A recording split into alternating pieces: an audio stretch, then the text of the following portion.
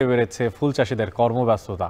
ফুলের চারা গাছ রোপণ আর পরিচর্যার জন্য দিন রাত পরিশ্রম করছেন চাষিরা। আর এই নিয়ে বিস্তারিত জানানোর জন্য গদখালি থেকে যুক্ত হচ্ছেন আমাদের সঙ্গে রিপন হোসেন। রিপন, ফুল চাষিদের ব্যাপারে জানতে চাই, আসলে ফুল চাষিদের কর্মব্যস্ততা সম্পর্কে কি দেখছেন, মানে অর্থাৎ সেখানে আপনি আছেন, কি দেখতে পাচ্ছেন, তারা কতটা ব্যস্ত ভূমিকা পালন করছে এই সময়টাতে?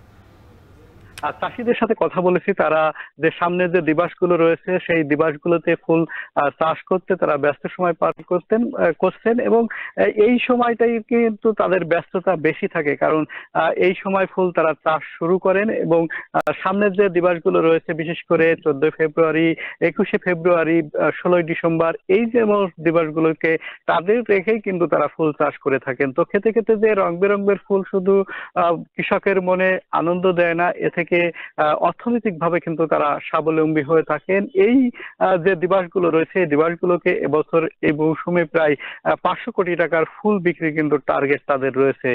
খেতে খেতে যে ফুল দেখছেন, এটি আর কিছুদিন পরে কিন্তু উঠতে শুরু করবে।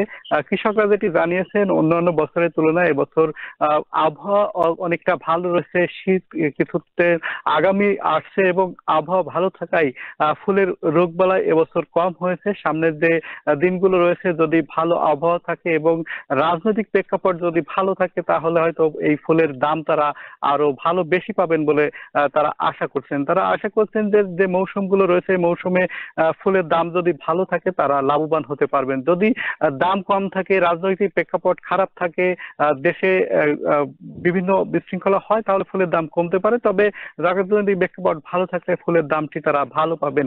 আমরা যে ক্ষেতগুলোতে রয়েছি, তারা যশোর থেকে যুক্ত ছিলেন রিপন হোসেন, জানাচ্ছিলেন সেখানকার ফুল চাষিদের কর্মব্যস্ততার খবরাখবর।